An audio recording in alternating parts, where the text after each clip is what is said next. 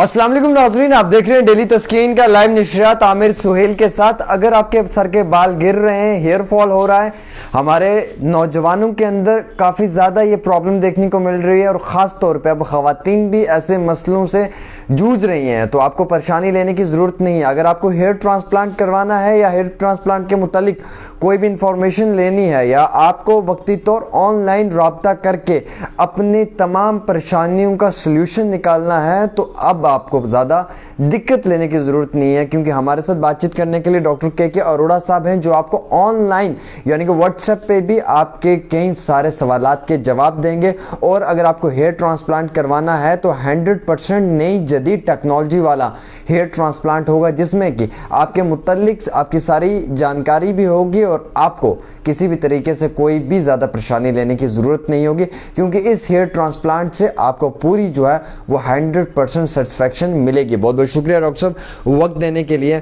कई सारे अहम तरीन सवालात पूछेंगे, लेकिन शुरुआती दौर जो है वो हमारा इस चीज़ से शुरू होगा, हेयर ट्रांसप्लांट करवाना और हेयर ट्रांसप्लांट करवाने के लिए डॉक्टर का होना, ये दोनों चीज़ें बड़ी अहमियत रखती हैं। एक तो हेयर ट्रांसप्लांट करवाना है, ये तो हमने सोच लिया अपने जहन में कि हमने करवाना है, लेकिन करवाना किससे है, वो हमने एक डॉक्टर से करवाना है। अब वो डॉक्टर कैसा होगा, ये हमारे जहन में बहुत टेंशन रहती है कि क्या ये डॉक्टर वाकई में अच्छा हेयर ट्रांसप्लांट कर पाएगा, क्या ये डॉक्टर वाकई में वैसा हेयर ट्रांसप्लांट कर पाएगा जो हमें चाहिए। तो सबसे पहले मुझे ये बताएं कि हेयर ट्रांसप्लांट के मुतालिक क्या है हेयर ट्रांसप्लांट, सबसे पहले ये बताएं, उसके साथ आगे शुरू करते हैं।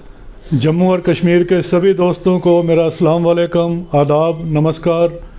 मेरे दोस्तों, आपको अगर आपने हेयर ट्रांसप्लांट करवाना है तो सबसे पहली बात है कि आप पहले डॉक्टर का सेंटर विज़िट करें, अपनी असेसमेंट कराएं। आपने डोनर एरिया की असेसमेंट कराएं, आपका जो बॉर्डनेस है उसका असेसमेंट कराएं।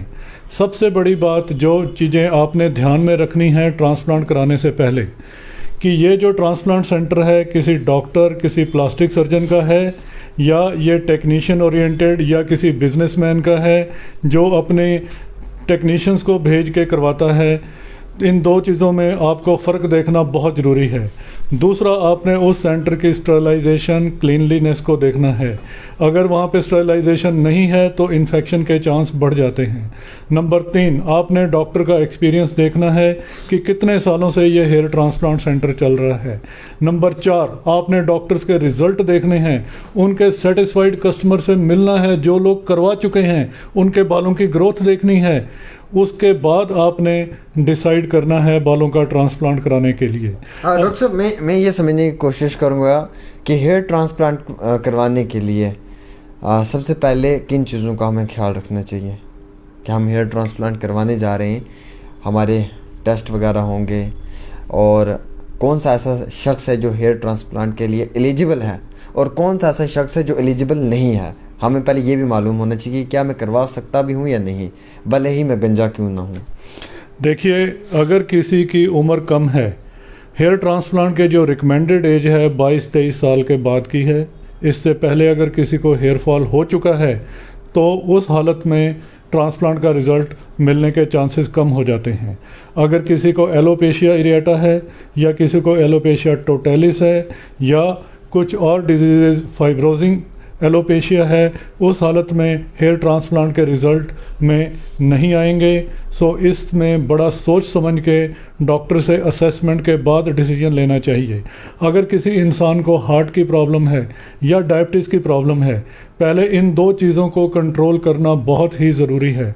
अगर कोई इंसान ब्लड पतला करने की दवाई खा रहा है तो उस हालत में उनको ब्लड पतला करने की दवाई बंद करनी ज़रूरी है, क्योंकि ऐसी हालत में ट्रांसप्लांट के दौरान ब्लड निकलने के चांसेस बढ़ जाते हैं। और अगर किसी को डायबिटीज़ है तो उस हालत में डायबिटीज़ कंट्रोल होना बहुत ज़रूरी है।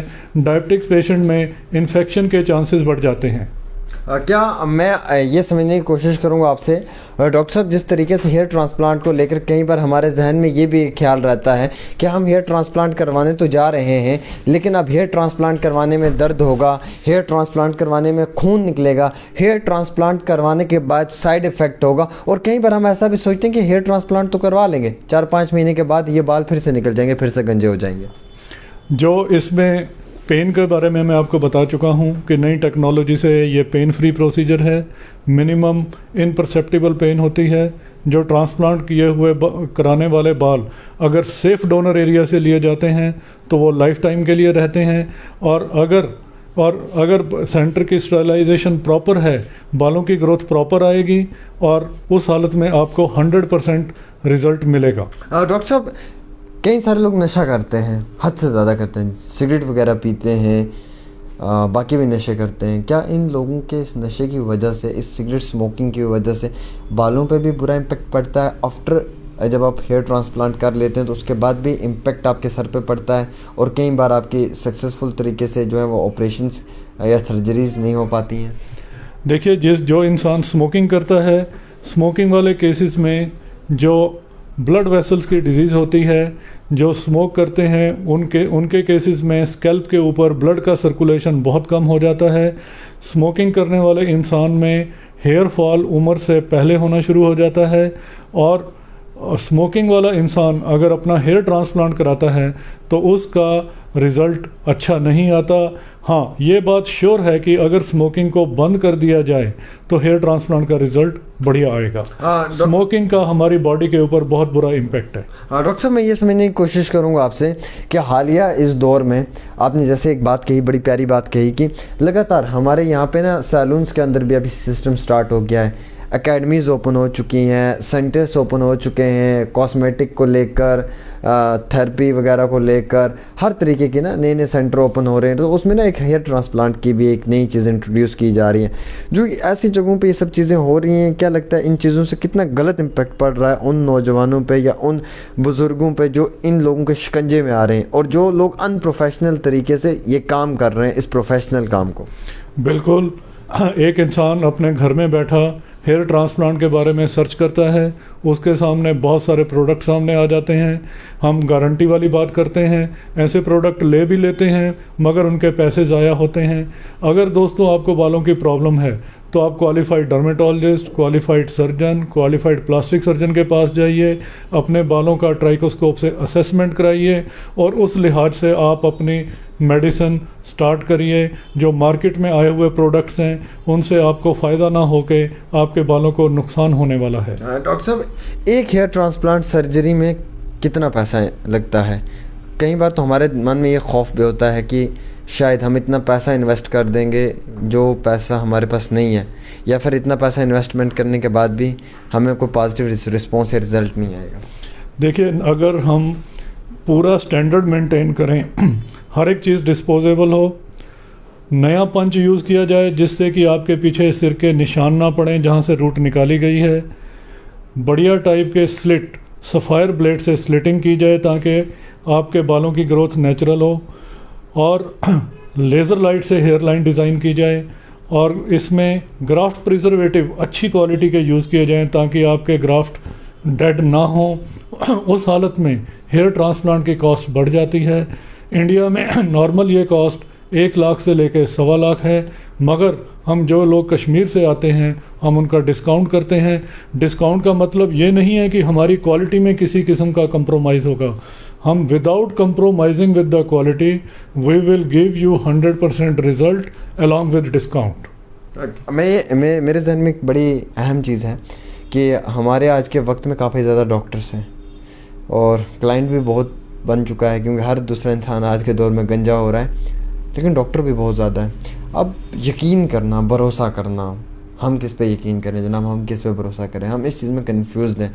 स्पेशली हर हेयर ट्रांसप्लांट सेंटर पे नंबर 1 का टैग लगाया हुआ है कि हम नंबर 1 है, हमारे पास अच्छी क्वालिटी है, एडवांस टेक्नोलॉजी है, अच्छा स्टाफ है, एक्सपीरियंस है।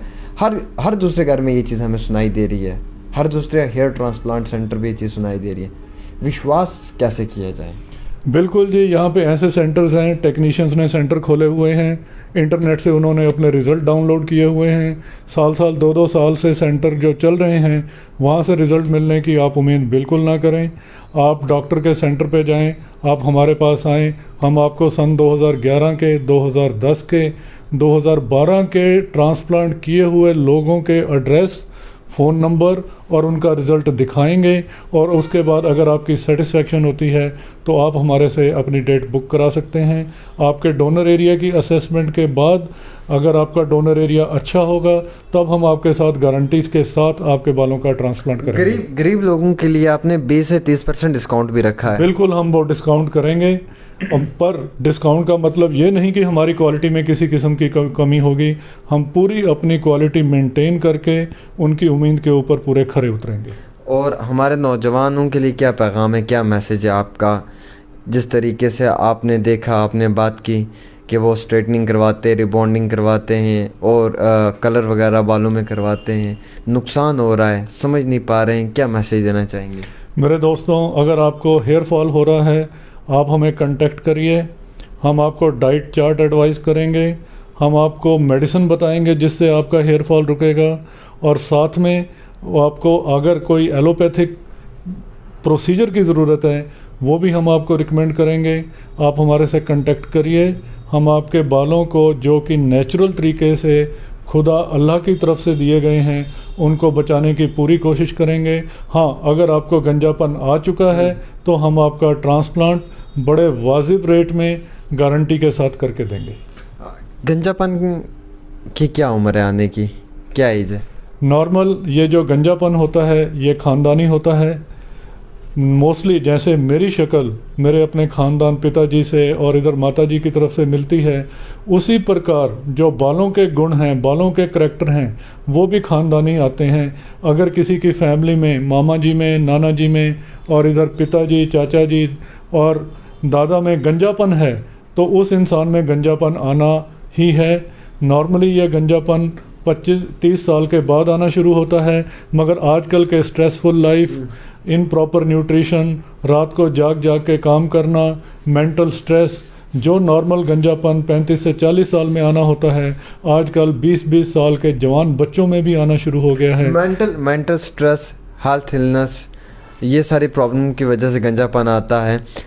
इन सब चीज़ों को लेकर चलते हुए जब बच्चे सैलून्स में जाते हैं, अपनी कटिंग्स करवाते हैं, तो आजकल सैलून के जो ऑनर्स होते हैं या जो कटिंग करने वाले लोग होते हैं वो भी डॉक्टर बन चुके होते हैं। वो बताते हैं जनाब ये वाला प्रोडक्ट यूज़ करो, ये वाला प्रोडक्ट यूज़ करो। कई बार मेरे साथ खुद होता है, मैं खुद एक एग्जांपल हूँ उस चीज़ की, कि आप ये वाला हेयर शैम्पू यूज़ करो, ये वाली क्रीम यूज़ करो, ये सब चीज़ें यूज़ करो, जो ये हमें गलत चीज़ें बताते हैं। देखिए, ये जो प्रोडक्ट हैं इनकी कोई FDA अप्रूवल नहीं है, इनके कोई स्टडीज़ नहीं है, क्योंकि वो सिर्फ आपकी घबराहट को, आपके डिप्रेशन को एनकैश करके अपने चीप सब स्टैंडर्ड प्रोडक्ट बेचना चाहते हैं। मेरे दोस्तों, ऐसे प्रोडक्ट से आपको कुछ नहीं मिलने वाला। अगर आपको रियली बालों की प्रॉब्लम है, आप अपने आसपास डर्मेटोलॉजिस्ट, और अगर आपको गंजापन आ चुका है तो आप अपने सर्जन, प्लास्टिक सर्जन से कांटेक्ट करें। इन प्रोडक्ट के चक्कर में पड़ के अपने सिर का नुकसान ना करें। एक आखिरी सवाल रहेगा मेरा डॉक्टर साहब आपसे, कि मैंने जिससे बात की, जो सैलून्स वाले हैं ये लोग एडवाइस देते हैं हमें कि ये वाली चीज़ें यूज़ करो, ये वाले प्रोडक्ट्स यूज़ करो, और हम इन लोगों की बातों में आ जाते हैं। हमें लगता है कि ये शायद हमारे लिए बेहतर हो सकता है, फ़ायदेमंद साबित हो सकता है। लेकिन सवाल ये भी तो है ना कि अवेयरनेस बहुत कम है। तो आप जो बातें ये बता रहे हैं, अपने लोगों तक पहुंचाने की कोशिश कर रहे हैं, क्या आप ये रिक्वेस्ट करेंगे इन लोगों से कि ये इसको भी शेयर करके आगे 10 लोगों तक पहुंचाएं, ताकि ज़्यादा से ज़्यादा अवेयरनेस हो और इल्म ज़्यादा होना चाहिए? बिल्कुल दोस्तों, मैं आपको वैसे ये डिस्कस करना चाहूँगा, आप मेरी वीडियोस लोगों से शेयर करें। जिनको बालों की प्रॉब्लम है हमारे से कांटेक्ट करें। हम आपसे कोई कंसल्टेशन फ़ीस नहीं लेंगे। आपको जो सही, आपके लिए जो बेस्ट होगा वो हम आपको एडवाइस करेंगे, ताकि आप अपने बालों को बचा सकें और अपनी पर्सनैलिटी को मेंटेन कर सकें। चलिए, बहुत बहुत शुक्रिया। हमारे साथ डॉक्टर के अरोड़ा साहब बातचीत कर रहे थे, जिनकी जानिब से तफसीलाती तौर पे ये समझने की कोशिश की और ये समझाने की भी कोशिश की कि जनाब जो हेयर फॉल हो रहा है, जो सर के बाल टूट रहे हैं, ये सिर्फ इस मकसद से टूट रहे हैं कि आप वक्ती तौर इनकी जो है वो कदर नहीं कर रहे हो, और मार्केट के में जो प्रोडक्ट्स हैं आप इनका इस्तेमाल कर रहे हो, और हर एक सैलून वाले को आप एज ए डॉक्टर कंसिडर करके उससे मशवरा और एडवाइस ले रहे हो। जो कि मशवरा और एडवाइस आपको एक सीनियर डॉक्टर से लेनी चाहिए। इसलिए कई बार इन वजूहात के ऊपर भी आप अपने बालों के साथ ज़्यादती कर देते हो, जिसकी वजह से बाद में आपके बालों में काफ़ी ज़्यादा प्रॉब्लम आती है और आपको भी तकलीफ़ का सामना उठाना पड़ता है। फ़िलहाल एक छोटी सी पेशकश डेली तस्कीन पे आमिर सुहेल के साथ।